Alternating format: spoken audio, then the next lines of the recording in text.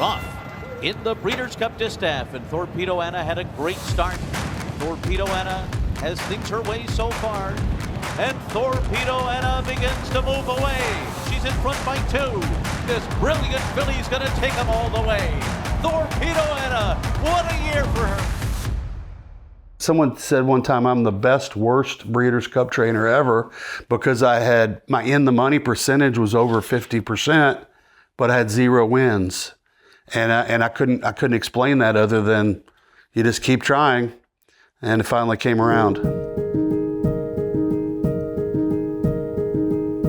Grew up on the south side of Lexington.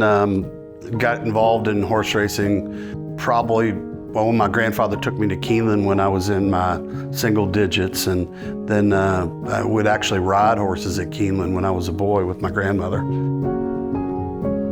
After I finished my last class in college, I was hanging out with my roommate, and I told him, I said, wow, I've got to get a job. And he says, well, what do you love? And I said, oh, that's easy. I love horse racing. And he says, good, do it. I'm going to bed. It was 4 in the morning.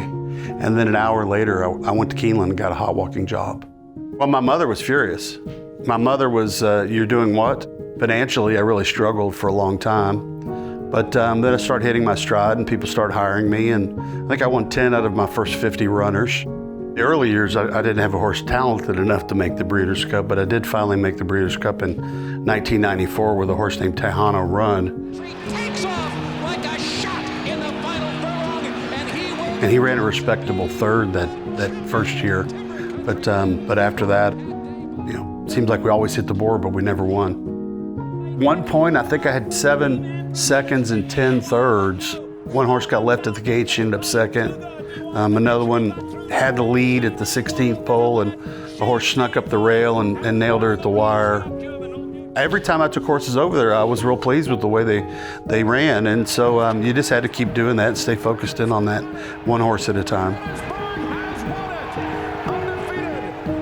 Thorpedo Anna is got this aura about her, and then when you're in her presence, she really knows she's good, and she's ultra intelligent, and obviously ultra talented. Another stellar performance from Thorpedo Anna.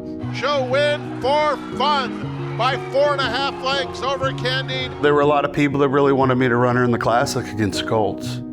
But honestly, I wanted to get the Breeders' Cup win. But this brilliant filly's going to take them all the way. Thorpedo Anna, what a year for her. She won it by 3 over Raging Sea. Felt like on paper she had a real chance, and you just hope that Brian didn't have any trouble. And when she got away clean and was able to put himself up on the pace with her, then Thorpedo Anna did the rest of the work. And hopefully there's a lot more to accomplish. She seems to be a filly that's a bit of a throwback. She's rock solid, and this filly loves to eat, she loves to train. She really does make our job easy. 2 relatively easy wins in the Azaria and also the Apple Blossom. And in the next few weeks, we're going to take her to what looks like the La Troyenne at Churchill. And then after that, the rest of the year is kind of wide open. Everybody keeps asking if I'm going to run Thorpedo Anna against the Colts. If she runs the table this year, the Classic would be for sure. Let's see, she's got work to do. There's no givens, and you just really have to take it one race at a time. When you win a Breeders' Cup, it's it's the highest high. I think that event altogether is just epitomizes the sport and how difficult it is. And there's a whole long list of very, very talented horsemen that have never won one. So it's no disgrace to have not won one, but to hit that high level at the Breeders' Cup, it means everything.